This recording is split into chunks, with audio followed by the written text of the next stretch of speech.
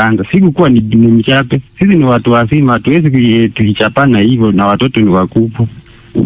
Kwa sababu kwa hivyo ilikuwa ni kwa ile mlikuwa mnavugana. Ni ile tu hasira na hiyo tu kufutana kung'ang'ania simu, lakini sikukuwa na upaya na yeye. Hata na yeye anajua nampenda. Tunampea tu uhuru. Ilikuwa ni wanawake wengine hawaruhusi na mapwana hata watoke wajifanyie kazi zao. Mimi sina upaya na yeye na mimi nampenda tu. Na hata si eti ni nini, watoto ni wakupe, siwezi leta mwanamke mwingine mwingine. Haya, sema Fedi. Ananipenda aje na kuna mkiti.